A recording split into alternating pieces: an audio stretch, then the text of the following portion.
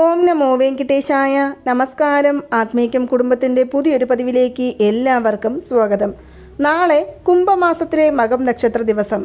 എല്ലാ ദൈവിക വഴിപാടിനും ഏറ്റവും അനുയോജ്യമായ ഒരു ദിവസമായാണ് കുംഭമാസത്തിലെ മകം നക്ഷത്ര ദിവസത്തെ കരുതപ്പെടുന്നത്. തമിഴിൽ ഇതിനെ മാസി മകം എന്നാണ് പറയുന്നത്. ശിവഭഗവാന്റെ വഴിപാടിനും അതുപോലെ തന്നെ സുബ്രഹ്മണ്യ സ്വാമിയുടെ വഴിപാടിനും ഏറ്റവും അനുയോജ്യമായ ഒരു ദിവസമാണ് കുംഭമാസത്തിലെ മകം എന്ന് പറയുന്നത്.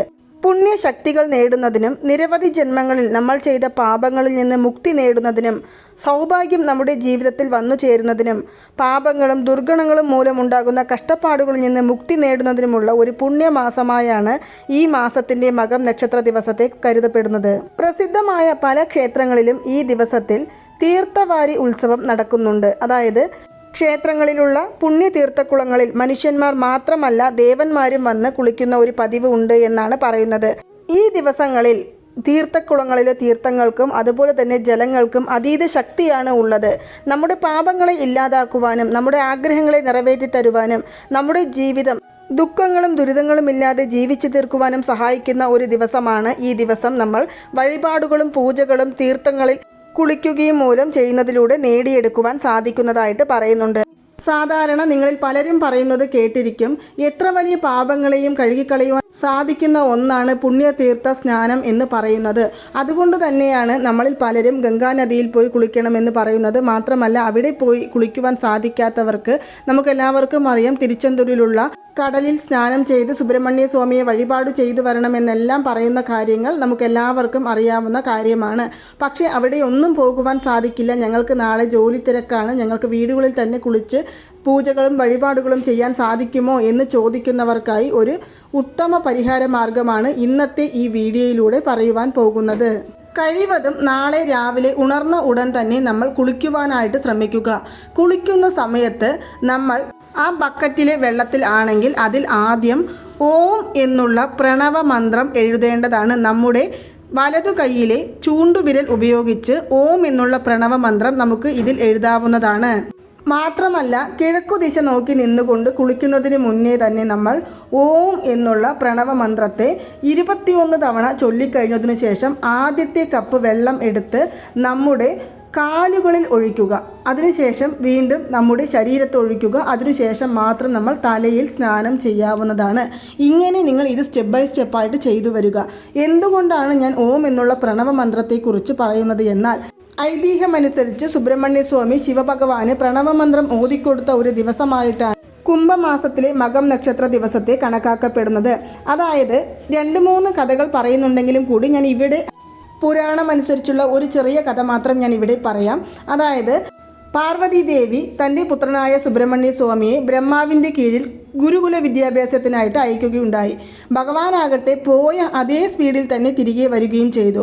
വന്ന സമയത്ത് നമ്മുടെ പാർവതി ദേവി നമ്മുടെ കുഞ്ഞായ സുബ്രഹ്മണ്യ സ്വാമിയോട് ചോദിക്കുകയാണ്, എന്ത് പറ്റി പെട്ടെന്ന് തന്നെ തിരികെ എത്തിയല്ലോ, എന്താണ് എന്ന കാരണം ചോദിക്കുമ്പോൾ ബാലനായ സുബ്രഹ്മണ്യ സ്വാമി പുഞ്ചിരിയോടുകൂടി പറയുകയാണ്, അവർക്ക് ഒന്നും തന്നെ അറിയില്ല, അതുകൊണ്ട് തന്നെ ഞാൻ അവരെ കാരാഗ്രഹത്തിൽ അടച്ചിട്ടിരിക്കുകയാണ് എന്ന്.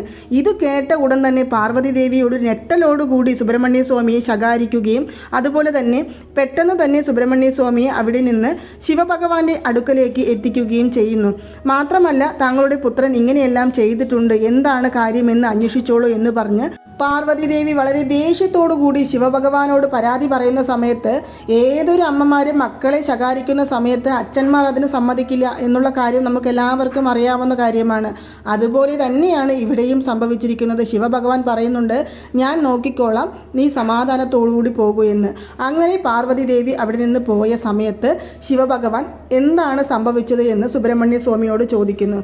അതിന് ഉത്തരമായി സുബ്രഹ്മണ്യ സ്വാമി ശിവഭഗവാനോട് പറയുന്ന ഒരു കാര്യമാണ്, ഓം എന്നുള്ള ഒരു പ്രണവമന്ത്രത്തിൻ്റെ അർത്ഥം പോലും അറിയാത്ത ബ്രഹ്മാവിനെയാണോ ഗുരുനാഥനായിട്ട് ഞാൻ കണക്കിലെടുക്കേണ്ടത്? ഞാൻ അങ്ങനെ ഏറ്റെടുക്കില്ല എന്ന് പറയുന്നു. അങ്ങനെ ഓം എന്നുള്ള മന്ത്രത്തിൻ്റെ അർത്ഥം അറിയാത്ത ബ്രഹ്മാവാണോ ഈ ലോകത്തിലെ ജനങ്ങളുടെ തലയിലെഴുത്ത് എഴുതുന്നത് എന്ന് ചോദിക്കുകയുണ്ടായി. ഇത് കേട്ട ഉടൻ തന്നെ ശിവഭഗവാൻ സുബ്രഹ്മണ്യ സ്വാമിയോട് പറയുന്നു, ശരി, ഓം എന്നുള്ള പ്രണവമന്ത്രത്തിൻ്റെ അർത്ഥം താങ്കൾക്കറിയാമോ എന്ന്.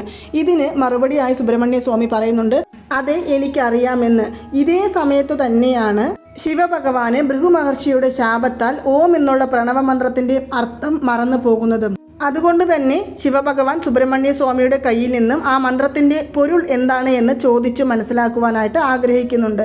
പക്ഷേ ഏതൊരു മന്ത്രവും ചൊല്ലുന്ന സമയത്ത് ഗുരു ഉപദേശമില്ലാതെ ചൊല്ലരുത് എന്നുള്ള ഒരു കാര്യം ശിവഭഗവാൻ തന്നെയാണ് സുബ്രഹ്മണ്യ സ്വാമിയെ പഠിപ്പിച്ചിരിക്കുന്നത്.